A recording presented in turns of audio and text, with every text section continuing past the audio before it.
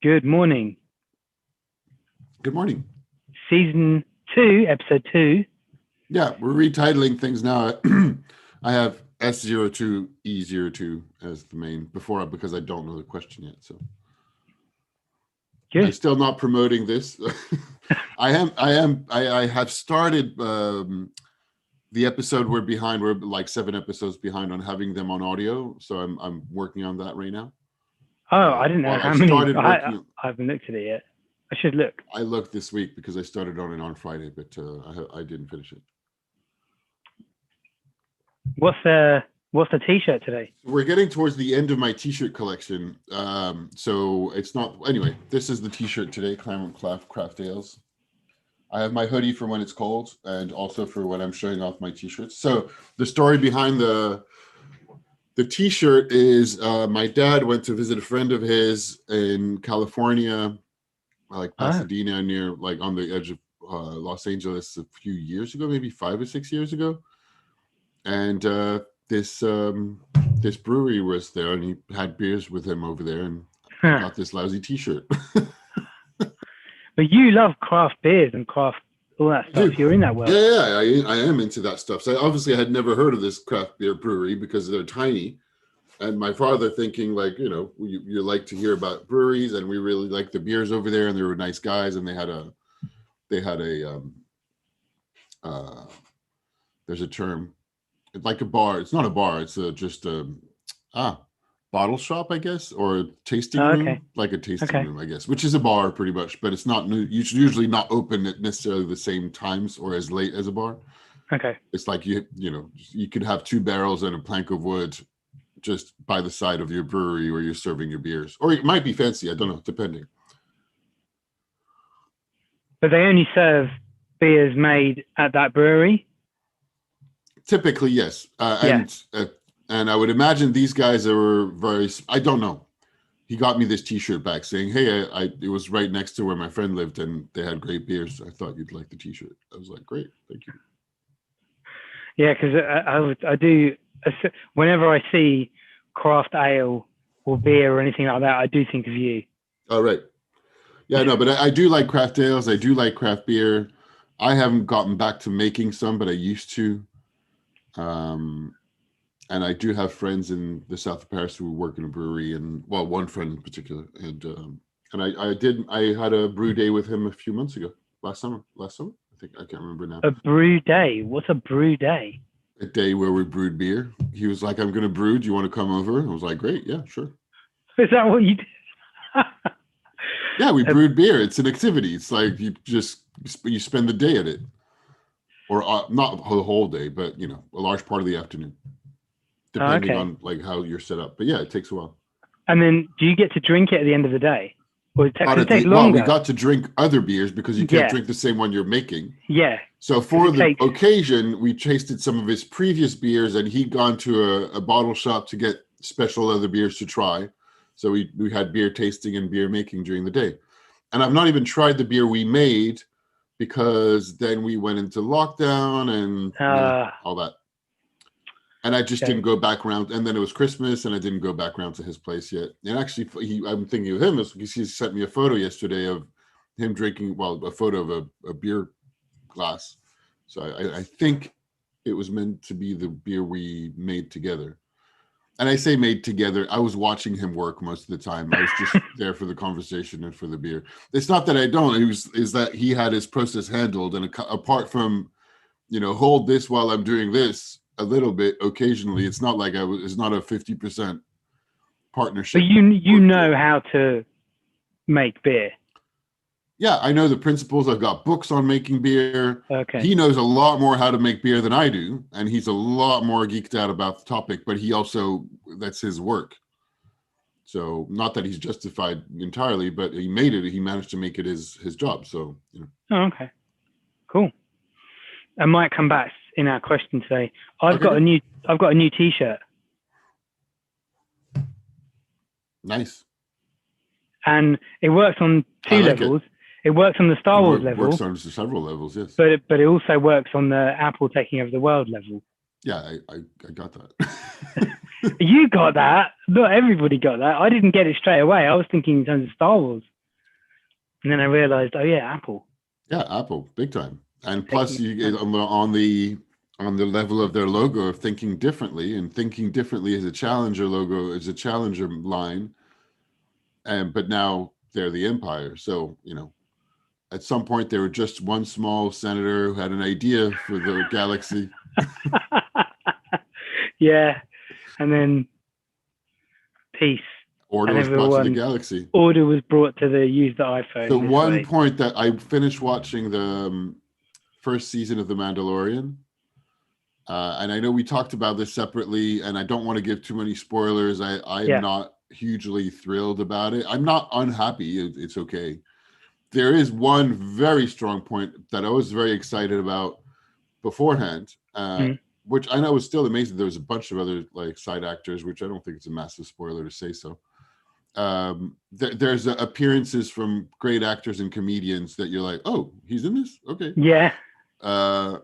So in this case, Werner Herzog. Yeah. Fantastic German director, amazing film director. Yep. A bit nuts, but great, very outspoken. And he plays a character in there, and he starts talking about his diatribe a little bit for a short bit about how great was the Empire.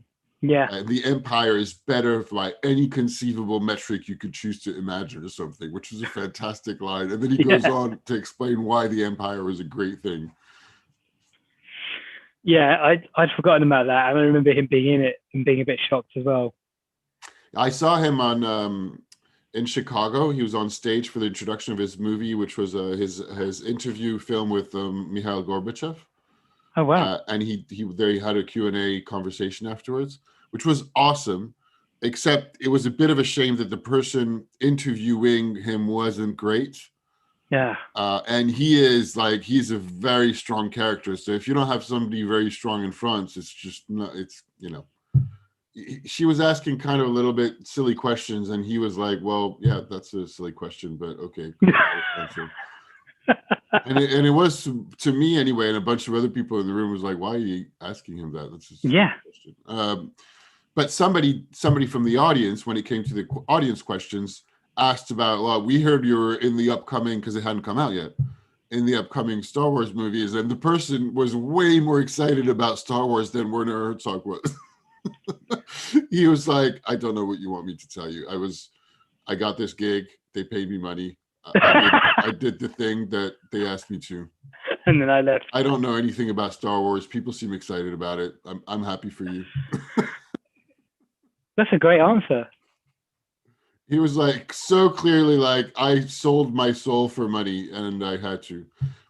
I watched a 1980 20-minute documentary called Werner Herzog Eats His Shoe. What? So to promote, I can say that to you, it's fantastic. I had not seen it, but it just says so much about him. And 40 years ago, so 40 years ago, he would have said no to working for Disney. Now, 40 years later, I think he's just like, well, I guess I need to pay the rent, and this is the only way for me to get money to finance my films. So I can go sell myself and play in Star Wars. I think it sounds like, I don't know. But anyway, there's a first-time film director that produces a film that makes a film that to help him promote it, he eats his shoe. Because he told him that you need to make a film. You'd be a really fantastic film director if this person made the film. And I promise you, if you make a film, I will eat my shoe. So he makes it into an event. And in the beginning, they're like, all right, so how should we season the shoe? So they cook it and they prepare it. And they have a whole conversation about being silly and selling yourself and kind of being a clown, even though you want to produce art, but you end up having to be some kind of crazy clown because this is the industry you work in. It's I need to watch it. It sounds brilliant. It sounds completely up my street.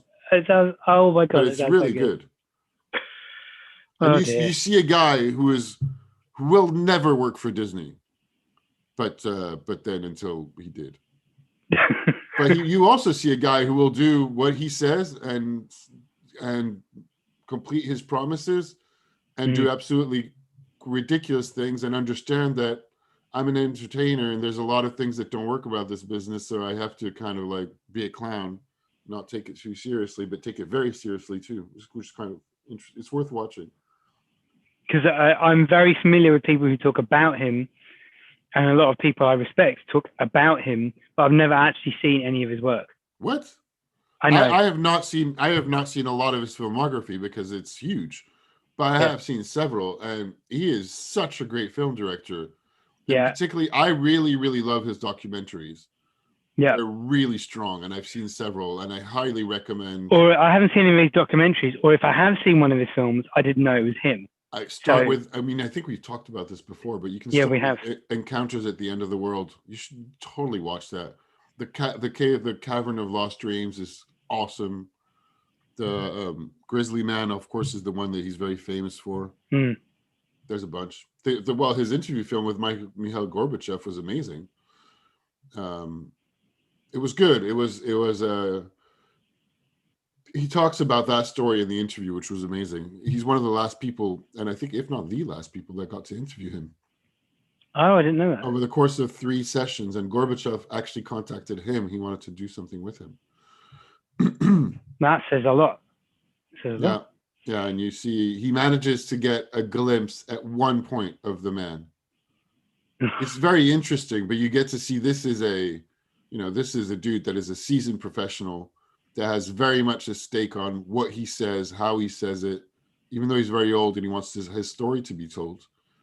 There's a parameter while Werner Herzog is trying to get him to see more than what he's willing to say in the first place, which is the job of the interview, right? Yeah, it's good. Wow. So anyway. And is that a different mug or the same mug? I have 3 mugs. I think I have 4, but I typically use it's still the same. It's the same one. So I discovered a mug I didn't know I had. Didn't you use that one before? No, I don't think I have. Heisenberg. I thought you had. A different Heisenberg one. I don't think I did. I thought you did, but anyway, or maybe it's another friend who has it. It might be. I'm pretty sure this is at the back of our mugs cupboard, so I'm using it. Good luck. Believe it or not, the stuff you've been saying might relate to the question. Okay, great. Yeah, I know I've been rambling on before you even had the question. And now I have a concern called, should we get to the question earlier before you let me go on tangents? It doesn't matter. I don't think it matters. Because then the job is to get it back to the question and everything you've been saying.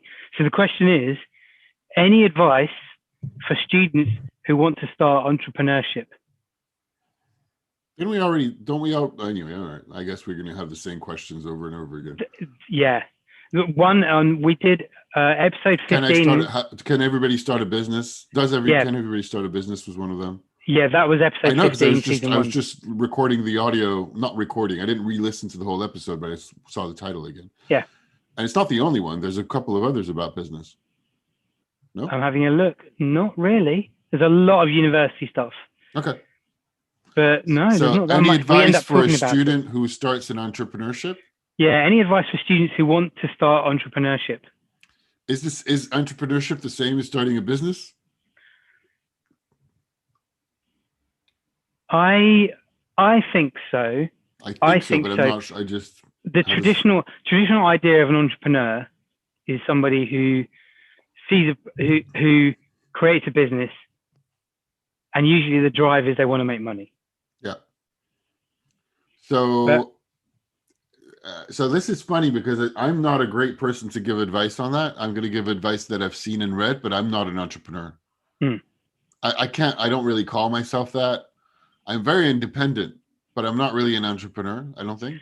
I'm not somebody who starts businesses. I have my own business, as in I make enough money and run enough money to be able to sustain myself, but I've not built a business.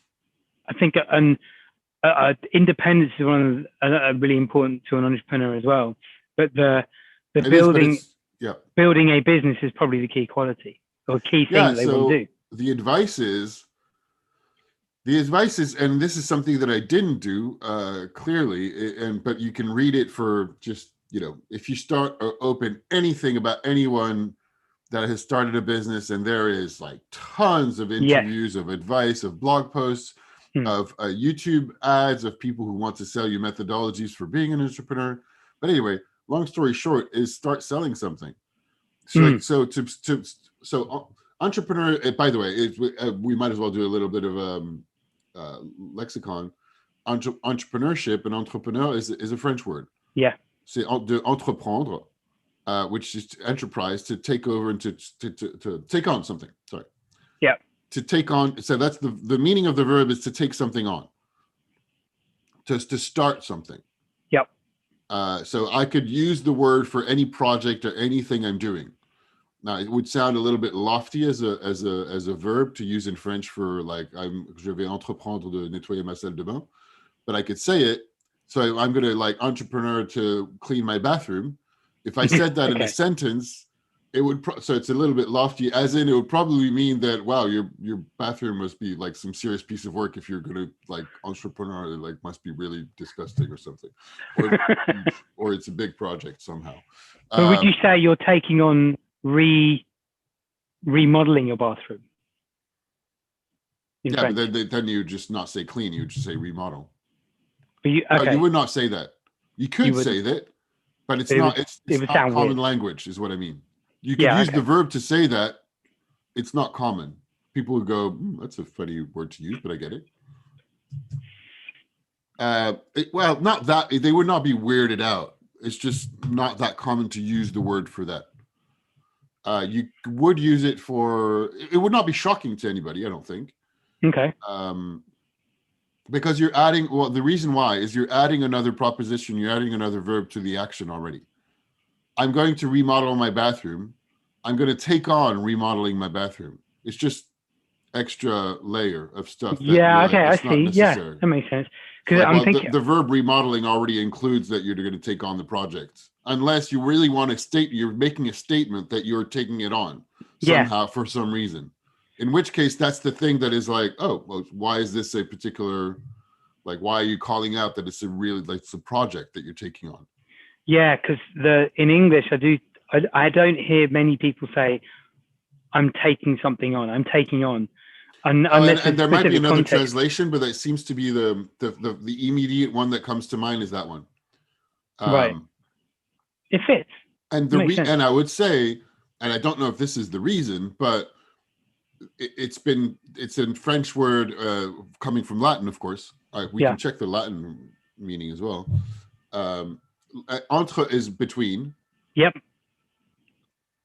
And prendre is to take. Yeah.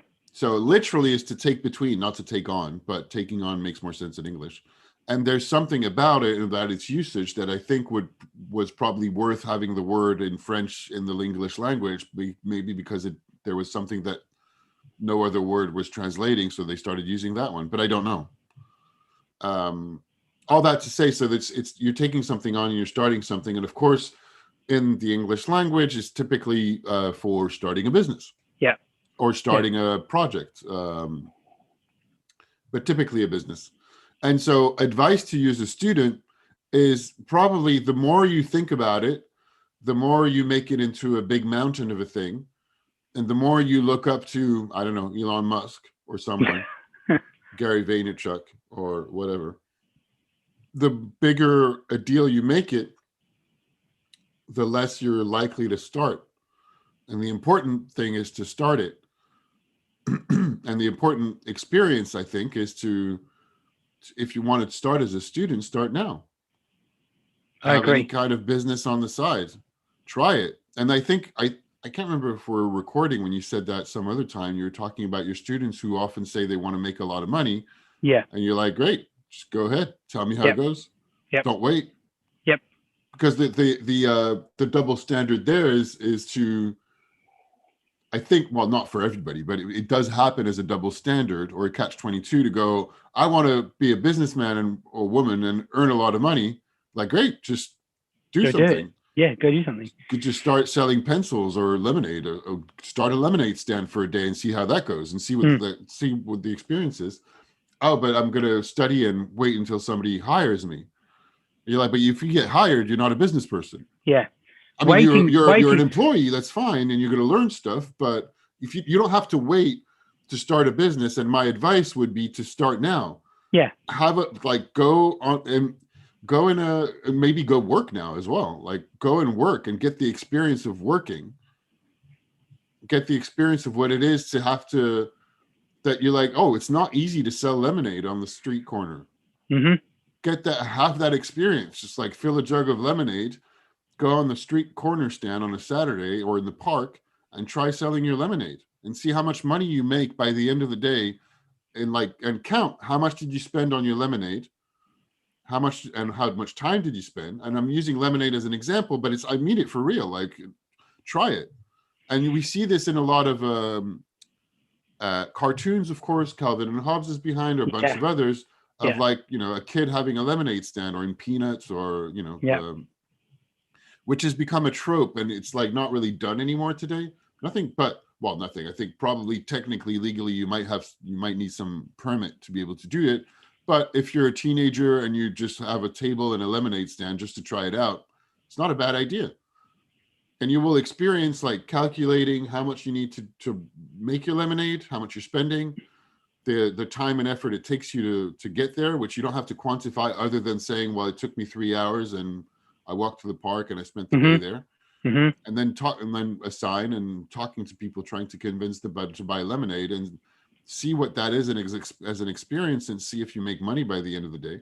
Now, of course, if you're more savvy, you can start an e-commerce website and do the same thing via the web, either this time or next time.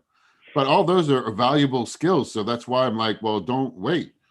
And the skills that you will gain, or the knowledge you will gain as an employee, are still valid, of course, but they're also not the same necessarily. There's tons of transferable skills you can take from, if you do a couple of shifts at a coffee shop or a McDonald's, or I don't know, or warehouse, whatever's available as a side job, will be interesting and valuable, particularly if you're a young person or a teenager. Some of those will be useful to start and run a business, but nothing replaces the experience of actually doing it. I think there's a couple of points that are worth looking at. The first big one is, of course, and this is a very straightforward answer, but this is kind of a straightforward question to me. So take that action and have the experience and learn from it. But I think the other thing that's worth saying is that even as an employee, approaching what you're doing with the idea of that you are learning something that can be used in another way is something I think that gets missed a lot. I mean, it goes back to a lot of what we said about the linear experience of school. It trains you for the next step, the next step, the next step. In the first place, to remember that we talked about this one a bunch. But the linear experience makes it that most young people and most humans are still like, well, why am I learning this? It's not going to be useful in my life. Well, one, you have no idea what's going to be useful or not useful in your life. You don't know. And everything is teaching you, and you're learning knowledge that will be applicable later, and you're practicing to grow your brain and the connections within it. And then if you've seen The Karate Kid, if you go to do some kind of menial job and you're flipping burgers or whatever, you're like, why am I doing this in my life? You're like, but maybe now you don't have a Mr. Miyagi teaching you, and the person just really wants you to do a burger. They don't want anything else. So that's why they're teaching you how to flip it correctly. One, you don't know what you're going to use it for. Maybe you're learning discipline. Maybe you're learning to be on time. Maybe you're learning the value of doing something fast, or some kind of dexterity. But maybe there's also some kind of waxing on, waxing off thing. So watch Karate Kid if you don't get the reference, as in you're learning something that seems to be of no use particularly, but actually it turns out to be valuable to something else you want later. So this is what I do in class a lot. I talk about reading books a lot. I talk about summarizing a lot, because I want them to be able to. I'm so lazy. I should do this way more often. I don't do it enough. But anyway. Read an article, and then summarize it. And the first time I asked a class to do this X number of years ago, they didn't really know how to summarize. So I came up with a structure for how to summarize. My students don't know how to do that either, and I don't have time to teach them.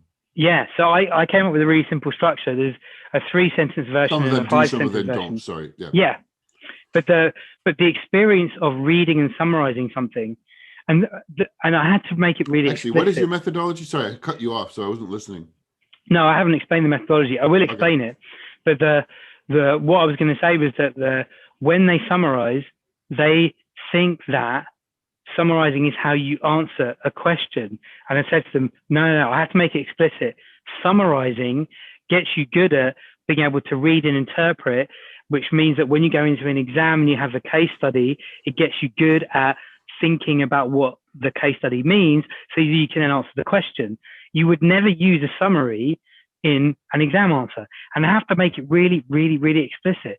It's this whole idea of cross-training. This is really, really good for my master's students at the moment on their personal tutor project. So I'm picking up the structure of what I'm tutoring them on. Like I'm trying to follow the structure in a PDF. I've not been given any more instructions than that. And I don't have time with them. I'll give you a methodology, and you can tell your students. So, but all I'm going to do is like post the video. Like, post the video. Explain, because I realize. So I'll tell you. You can tell me the methodology. I'll tell you the backstory. So there's a couple other things about the way I explain it to students is like, so a cricket player or a football player. Let's take a football player, right? Football player, right? A soccer player will still go to the gym. A soccer player will still bench weights or whatever. But that has got nothing to do with running about and kicking a ball, right? The football player will do those steps inside the ladder they'll do that.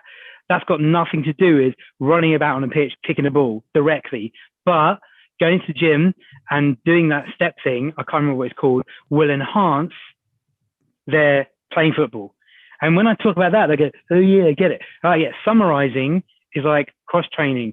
Summarizing is like benching, right? Benching helps you, move furniture around your home or whatever. And then they go, oh, right. So and I tell them, if you summarize 3 articles a week, you do that every week. By the time you get to the exam, you're so used to reading and interpreting things, you've enhanced your skills. So here's my methodology. The first one is a really straightforward one, 3 sentences. Sentence 1, what's it about? And like most often when my pupils start doing this is they'll just take the title. I'm like, no, tell me what it's about. And they'll go, oh, it's about Elon Musk like starting having a new design for a car. Okay, great. That's the first sentence. Second sentence, I say, I made this up when I got irritated in the lesson. I made it up off the cuff. Yeah. Okay. This is how it goes in my lessons. So then I was like, second sentence, a numerical fact from the article. And it doesn't matter what the article is, somehow, somewhere, there will be a numerical fact. And the thing I found about having a numerical fact is it makes it real, it grounds it. And then the third sentence is your opinion or the article's opinion. And usually a well-written piece will have an opinion in it. It will end with some judgment, some opinion.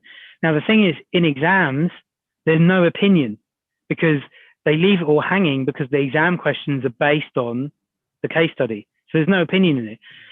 But you read an article from a newspaper, there's an opinion in it. Now, that's the simple version. The one I think that will be more relevant for your master's students is the 5-sentence. And again, totally made up, right? So sentence 1, the same thing. What's it about? Sentence 2, same thing. Numerical fact. Sentence 3, define a relevant term from the article. And usually it's got something to do with what they're studying. Sentence 4, link the term to the context of the article. And then sentence 5, your opinion or the article's opinion. So what I started to do on my website is summarize books that I've read using these 5 sentences. So I'll summarize some of my favorite books in that way. But I'll give you a quick example. So if it's an article about Amazon, the article might be about, I don't know, Amazon is using big data from Alexa to send stuff people want already before they even ask for it. So you might say, this article is about Amazon using big data from Alexa. They've analyzed they've spent $5 billion on developing a new application a new algorithm that will send people products before they even know they want them. The term might be big data is like where a company uses all the information about their consumers to be able to predict and understand what they're going to do. Amazon is using big data really well because it's allowing them to save money in the short run. Overall, Amazon is going to take over the world because they're giving people stuff they want. Yeah. And it works really well. It works really well getting them thinking about it. That's awesome. I think I think this is going to be really useful for them if any of them watches this, because I know several are a little bit lost, and their being lost are the people who don't really know. And I was one of them when I was a student, and I didn't even get to the master's. We talked about this before. Who don't know how to, who haven't been taught how to study and how to do things like what you're describing. More specifically, for their treated personal research, there's a number of steps. The December step was they needed to add elements to the appendix of their personal research. Their personal research is like a 24-page essay by the end of it. By May, it has to be a 24-page essay plus appendix on a specific given topic they have determined. So in October, we were determining the topic. In November, there was like the first 8 pages of like draft. December was, you need to give, some of the requirements are to read 2 books, to do a qualitative study, to do 2 interviews with professionals. So they needed summaries of all those elements for the appendix in December. But not all of them, a bunch were confused as to like, what is this for? What is a summary? What does this mean? And now what's the next step for January? I'm like, well, now you just keep expanding on developing your essay. And they were like, but what's the summary for? I'm like, I was like, what? You use everything you've done in the research to support what you have in the main body of what's going on. But you have to understand, I don't have any teaching time at all for this. No, I know, but I'm laughing because I go through the same stuff. Yeah. I think I've laid it out really well. It's like, you do this, you do this. Yeah, and plus I've taken time to do a couple of videos, to do explanation on top of the PDFs and the videos they have to explain. I only have 10 minutes a month and then 15 minutes in this month. So I have a bunch of calls this coming week with them. But a lot of them are confused and they're like, and I don't know how, because I don't have any teaching time and I didn't have any what you said, but I can only imagine, and the things that I've only been the very few months of experience that I have are only faced with, just like you said, just making stuff up on the top where you're like, just the question arises and you're like, what? This is the thing you don't know. I'm like, what? How are we gonna, okay, maybe just you do this. But I didn't have that. And so this I think is very useful. Of course, not everybody's gonna watch it, but whoever watches it, hopefully it will be useful. Because to me, I was like, what do you mean you don't? Well, one, I don't know. If you don't know how to summarize, go and look online. I don't know what to tell you at this stage. And 2, you don't understand that the main body of your essay is exploring your topic, and you will use what you research. All your research. As you've noticed, the books you're reading are very interesting, but they're not all useful to the topic that you're researching. So you will use the bits of your book that are useful, and that will go into the main body of your research. Yeah. But even just when I say main body, I'm like, I'm not sure you understand what I'm talking about. Because you don't know what you're doing. And the difficult thing is, because everybody's topic is different, I can't go much more into detail because it has to stay general. Also because I can't do it for them. But everybody's topic and everybody's arguments are going to be different. Now the structure, more structural advice, like what you said, is useful. So that is going to, I think it's useful. But these guys doing their masters, will they have written lots of essays by this time? Will they have the idea? Thought, but I don't know. Kind of, because the only way. Actually, yes, and some of them, by the way, and I know at least one, because this is a conversation I've had. Yeah. Now some of them very much know what they're doing, of course. Okay. Right. Yeah. Some of them in the middle, some of them don't. Some of them might be just stressed out and confused and know, but they're stressed out. Others have a lot of experience and still feel as confused as before. And this is at least one of them told me that. As in, they feel very stressed out. They feel very under pressure. It's not the first time they do this kind of thing. This person, I don't want to give details. But that still feels like, and this is like they have the methodology, they've done it before, and they've done this type of exercise before, and they're not feeling more comfortable with it. So, and in which case, this is another kind of problem, which I think. So I'm gonna link what you're talking about to this whole thing about being an entrepreneur. Yeah, believe it or because not. now we moved away from the question. We haven't, but well, we haven't. So the part of what I That's think true. you're talking about is the creative process. When I'm writing a blog post or writing an essay, and I just finished this book about rest and insight and creativity, there is that tension of I've certainly had it when I'm writing a blog post. I write essays in school under pressure with the students, and then, or like I do quite a bit of collaging. I'll do a collage, and I'll have a theme, and I'll start creating. At some point, I'll go, "This is terrible. I don't know what I'm doing," but maybe I've got enough experience to trust that it will come together. I was just thinking the same thing. And it's part of the process. It's a mess. It looks like a mess. Okay, great. Okay, well, let's see what emerges from, I read this. If I'm doing an essay, I read this and I read that and I read that book and I've seen this article. What does it all mean? I don't know. What am I going to do? How does it fit together?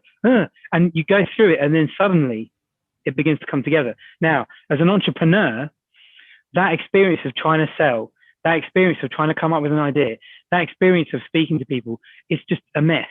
And you don't know, but you really want to do something and you really want to that's part of it. And I think entrepreneurship is massively related to creativity and that drive to create something. I think it really depends on the type of entrepreneurs.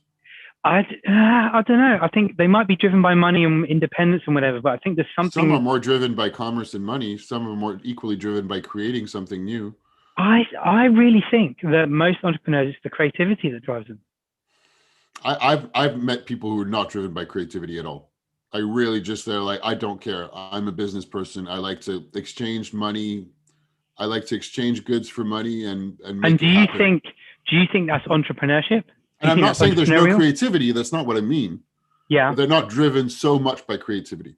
They can be very creative people. And they're like, yeah, I like the creativity. I like the stuff, but that's not really what moves me the most.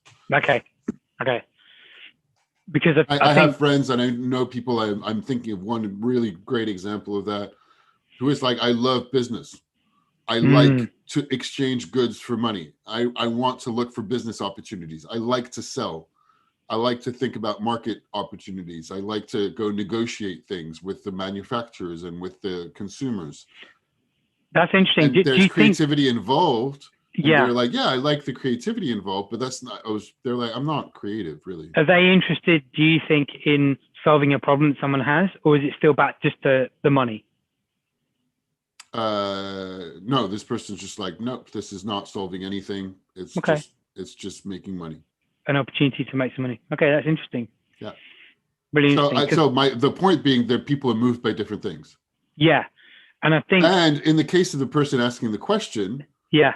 So the advice also, again, is to try to do something as fast as possible, because you will also figure out quickly whether you like this stuff or not. Yes. Because the aspiration for a lot of people is to be an entrepreneur, but there's a lot of people for whom it doesn't work. Yeah. Now, and I'm not saying whether it does or not for this person, but the best way to know, or you always keep this as an illusion and as a maybe like pipe dream thing, is to try it. And the real way to try it is, again, lemonade stand example, but something like it. Just take some of your stuff and sell them on Vinted or some other secondhand website or eBay, or if it's still around, or like whatever, something. So it's just like, and I think the entrepreneur, the first level is to well, maybe, I don't know, maybe you can, by the way, you can also just totally create something and sell it on Etsy, something. Yeah. And you can be driven by, I want to create this and sell it, which is fine too. Whatever, a drawing, but you will have to learn how to position something. You'll have to learn how difficult it is. You'll have to learn that the vast majority of people don't care, are not interested about your lemonade or your drawing or whatever it is that you're making. That there are millions of people trying to do the same thing. And same thing if you want to be a YouTuber, go ahead, make YouTube videos. Yeah. Have you seen like how little views we have? If you're watching this, then great, go and do more. But you will find out that it is not easy. There's a great and we're not promoting this thing at all. But even if we were promoting it, I don't think we would have much more views. Maybe not. Who knows? But we enjoy it. We know we enjoy it. Yeah, but my point is, million. I don't know what the stat is these days, because it used to be 96 hours a minute. And that was already a few years ago. So it's more than that. But that you'd be drowned out in, and I wish you success. It's not what I mean to say. What I mean to say is, again, do it. You want to be a YouTuber, you want to be a entrepreneur, record and post a video, and you will, in the process, be interested in what works, what doesn't work, lighting, microphones, how do I promote the video, how do I upload it, what kind of material do I need? And then you start reading stuff, and you're learning with another perspective because you've tried it for a day or more than a day. And you will realize also that maybe you will make a lot of money, but it also takes a lot of effort. It's not, nothing's for free. I think you've hit the nail on the head there as well, that to get to the stage where I think the person asking the question might want to get to, and to get to the stage where a lot of my pupils say they want to be, they don't realize the amount of effort that it takes to get good at something. To get good at something requires being terrible for a while, quite a long time. And it requires a lot of, you got the 10,000 hours of mastery. Yeah. Which I was reading something that was mentioning that deliberate practice. Thinking fast and slow. Yeah. It represents, was it 4 or 6 years, 5 hours a day? Yeah. Every day? Yeah. Which you're like, I'm not going to do this thing 5 hours a day for 4 years, whatever that is. So, and I'm lazy. There's so much I don't do. Like I spent the evening watching TV.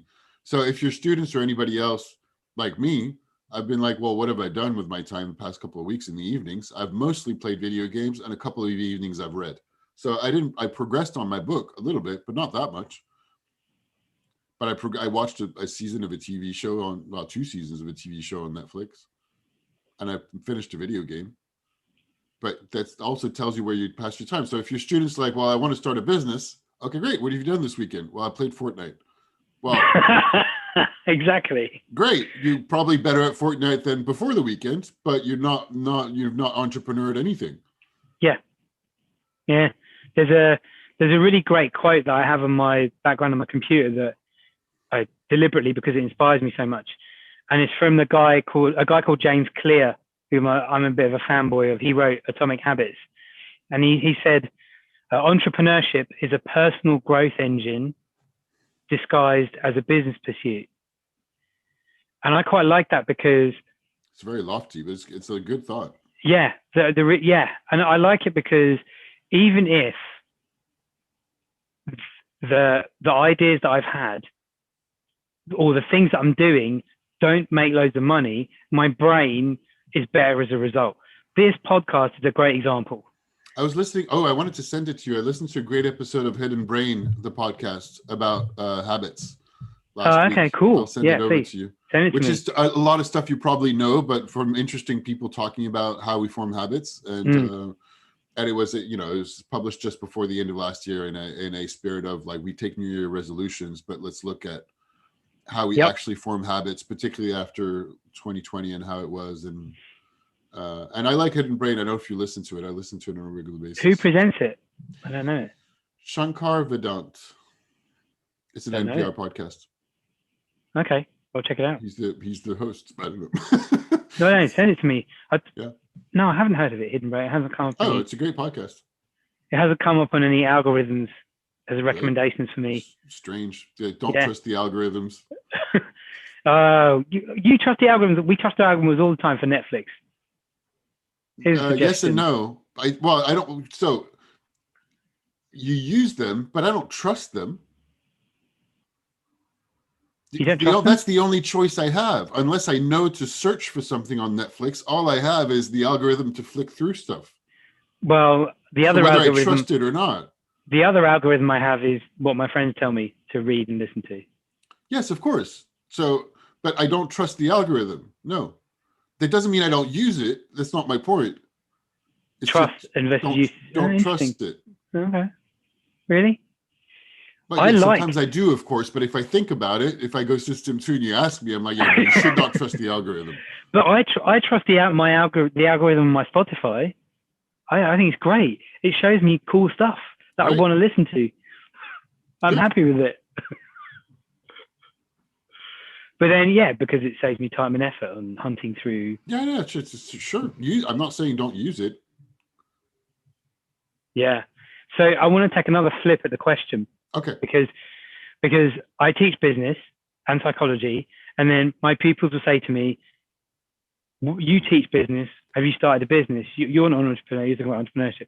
I think we've talked about this before. Yeah, we have. And there is, and I don't think there's a French equivalent, but the term that's now in the business A-level textbook is intrapreneurship. Yeah, we've talked about this, and I know you like the idea, and you've talked about it before. Yeah, so being an entrepreneur within a company, within the business you're operating in. And then when I reflect on my whole career, I realize that's what I've done. Found a problem and then gone, well, why don't we do this? And someone goes, well, we never thought of that. So I'll write something to say why we should do it. And then they go do it. And I thought, okay, I didn't even know it was a thing. I just assumed this is what people do. And then 20 years on, I discover this is actually a useful skill that people need to know, because there are plenty of people in my school, other colleagues, who moan about a problem but do nothing, which just irritates me. But they don't know how to communicate their solution in an effective way. So I think that being an entrepreneur is as much about taking action, trying it out for a day, but finding a problem that you want to solve as well, and trying to solve it in a way that you think is interesting, and then seeing what happens. I think. Yeah, I think, well, yeah, that's a lot of the advice that is given on the startup-y side of things. Find a problem, solve it. It's not wrong. And most of the time it's going to be driven by our own experience. Sure. So my wife makes a lot of cakes and has become really good at making cakes. And what happens is her friends then phone her up and ask her. And then now she does baking over Zoom with her friends. And one of her friends, the standard of her baking has increased hugely. She's become way better just from talking to my wife. I'm like, there's an opportunity here. There's something here. That's something that I wanted to point out, because I was just thinking that. So when you talk problem, it doesn't mean a problem. It can be an opportunity. Yes. Yeah. I want to improve my baking. I don't think, if you had asked any of your wife's friends beforehand if they had a problem called I don't know how to bake well enough, they wouldn't have thought about it. No, that's true. Yeah. They might have said, I want to be able to bake better. I want to have. Maybe. I'm not saying no. I mean, some of them, maybe, some of them not. So but I think from the point you put the topic on the table, you make it a topic. It wasn't there before. Yeah, that's it. I think the thing you're highlighting is listening and just looking for the problems, opportunities, whatever you want to call it. Just listening out and there's something there, and asking questions. Well, yes and no, because it can be done this way. But in the story you're saying, your wife just likes to bake cakes. Yes, she does. That's where it starts. Yeah. So because she likes it, she does it. Because she does it, she's doing it with her friends. Yeah. And maybe there's a business opportunity. Yeah. Maybe. Quite possibly. Yeah. But then there's a whole other question called, okay, well, now, that goes from one thing to say, I enjoy baking and I'm going to do it with my friends on Zoom, to, are people willing to pay for this? Yeah. Or if they're willing to pay for this, how much? If they're willing to pay for this, who is my competition?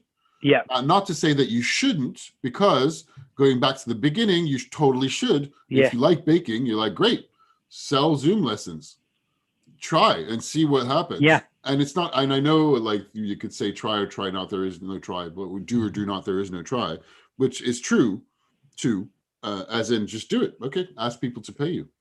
Yeah.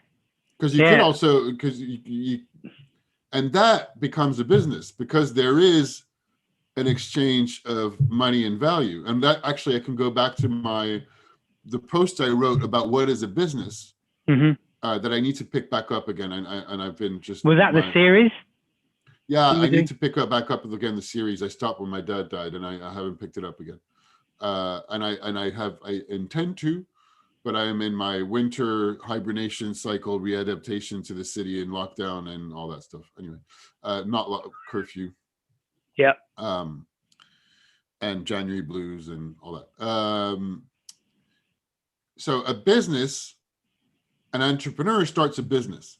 Yeah. A business is about exchanging something for value. Mm-hmm. So exchange, it's a value exchange. Mm-hmm. That's what business is. So you make something, exchange it for money. Somebody wanted the thing that you made or that you taught or that you're providing, and somebody is willing to pay for it or to give you something of equal value in exchange. Mm-hmm. That's what a business is. And the best advice, to bring it back to the question again, and also we're getting close to time, is to one way or another do that, because by doing it, you will be interested in reading more about the topic and the thing that you're interested in. But before you do it, everything is Theory. It's all theory. And business happens, in entrepreneurship in particular, happens in practice. Mm.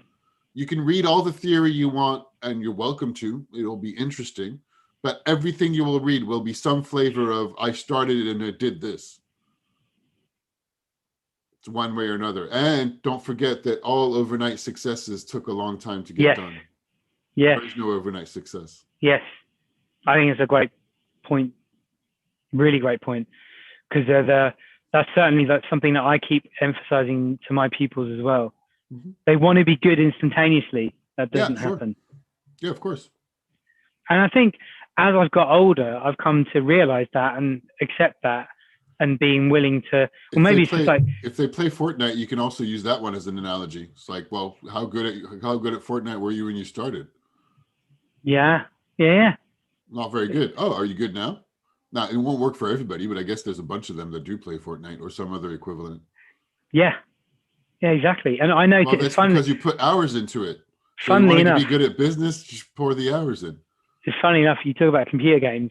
I notice I don't want to put the hours in to learning a game and getting good at it. I can't be bothered. I just rather play simple games. The only game that recently I've put hours into is Minecraft. Like, I really enjoyed playing it and I wanted to figure it out, and just like tinkered and played. But every other game, I'm just like, it's too hard. Can't be bothered. I can't be bothered to learn what to do. Can't be bothered.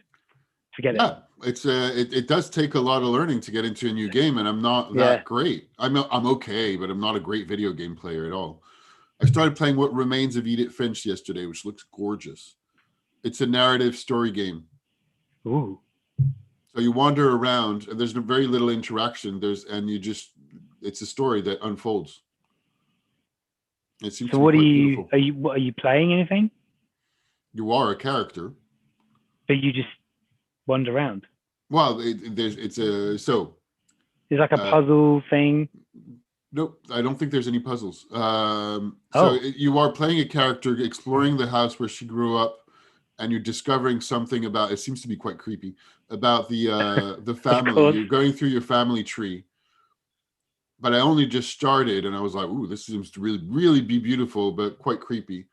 And there's very little interactions. There's as you walk through, like on the way to the house and the house, so you're just looking at the decor, which is quite beautiful.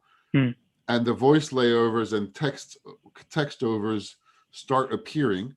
And then I got in the house, and I think the story, you just got like the only interaction choice is that you can go in various orders, because I think there's stories attached to each room that you go in. And there's occasionally little things that start shining, and that means that you can press a button and get some text about that thing that you're looking at, an object or whatever. But there's not that much. It's not like you can't interact with everything. There's very little to interact with. So it's just you're discovering the story as you wander around. Wow. What's it called again? What Remains of Edith Finch. And you can read reviews. Like, there's a bunch of video game reviewers that are saying this is the most beautiful, impressive, emotional video game they've ever played. And it's meant to be very short. I think if you play it through, it's like 2-3 hours. But you don't need skill. You're just wandering around. I have actually played Among Us with a group of students. I've not so played funny. It yet. It's so funny. It's so funny. It's a really great. I think it's a really clever So concept. my and a really nieces great were game. playing it over Christmas. I got really into Dead Cells. I think I mentioned last time. Yeah, you did. And then I played Luigi's Mansion that I just finished, and I poured 28 hours into that one. So that's one of those where there's a lot of transferable skills from other video games. Yeah, there are certain ways of I can get that. There's certain ways things happen, which I remember from my 8-bit days. But as the world has moved on since then, I'm sure. Yeah, but that's part of the reason why I don't really play Fortnite. I'm really bad at like first-person shooter games, and I don't like them. So wow, it's going to be time for me to go. I can see I've got visitors. Cool. Thank you. Thank Great you very as ever. much. Absolutely. And I'll have more questions next week. Awesome. Have a great day.